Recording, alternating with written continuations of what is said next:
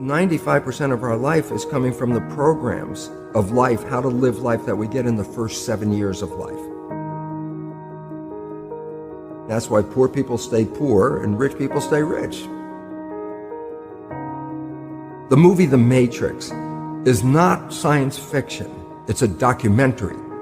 Every human, and it's a fact, every human first 7 years is download hypnosis. The brain of a child under 7 is in a lower vibrational frequency. When you put wires on a person's head, you read electroencephalograph, reading brain activity. A child below 7 has a lower vibration than consciousness. It's called theta. Theta is imagination. Oh, that's how kids play a tea party with mud pies, but to them it's a real thing. A kid rides a broom, it's a horse. That's theta, imagination. Theta is also hypnosis. And the idea is this: before you can become conscious, if you don't have any programs, what are you going to be conscious of? So nature makes the first 7 years. What kind of programs are required to live on this planet? I say, how do you get them? Theta is hypnosis. You just watch. You watch your parents, you watch your siblings, and your community, because you have to learn how many 100,000 rules. Think about it. Just to be a functional member of a family and a functional member of a community, there are rules. Teach an infant these rules. I say, oh, you don't have to. First 7 years, they observe it and just download it.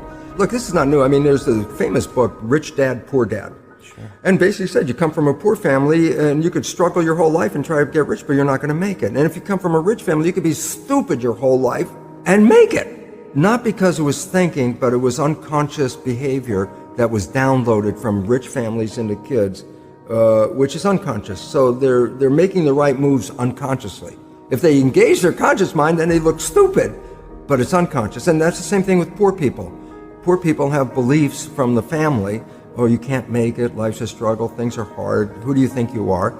And if that's the program you get, then 95% of the day you will sabotage yourself. And that's why poor people stay poor and rich people stay rich, because the programming. 95% of our life, this is a fact, comes from those programs in the subconscious. Every day, only about 5% of their life are you using conscious, which is creative. 5%. So your life is being lived, even though you think you're living your life. Exactly, and you don't see it because it's called subconscious, below conscious. So you don't have to try and think about what happened. I just say, look at your life. The things you like that come into your life come in because you have a program that supports them.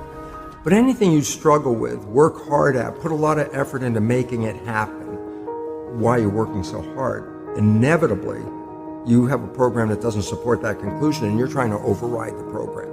So you don't need to do a lot of strength and psychology stuff. You just look at your life and say, where am I struggling? Because wherever you're struggling, inevitably it's a program in your subconscious that does not support that destination you've been looking for. The conscious mind is creative and can learn in any number of ways. Read a self-help book, go to a lecture, listen to this program, and conscious mind's going to get some awareness. And I go, yeah, but subconscious mind doesn't learn that way. I go, right, it doesn't. Subconscious mind learns in two fundamental ways naturally. Hypnosis, which is the first 7 years.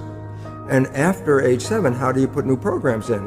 Repetition, practice. You want to drive a car, you didn't learn how by just getting in the seat and put the key in. You had to practice driving the car. You want to learn the alphabet. How many times did you go from A to Z? Try to go to A to Z before you can complete it.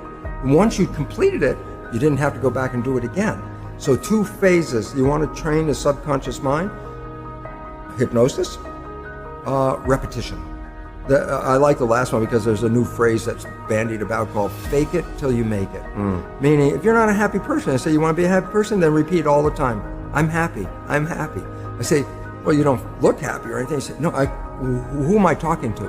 By repetition, I'm talking to subconscious. Okay. If subconscious gets, I am happy, and 95% of your life comes from that subconscious, there will be a point once the subconscious got, I am happy, you don't have to say it again. Okay. It'll be automatic. And that's why we see people do affirmations and gratitude journals and stuff, because if you do that daily... It's repetitive. That's the secret part. Look, putting a sticky note on the refrigerator is more like a suggestion, but it's not a repetition.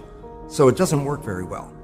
But you have to do, repetition is a habit. It's making habit. So you got to do something religiously in the sense of repeating it to make it work.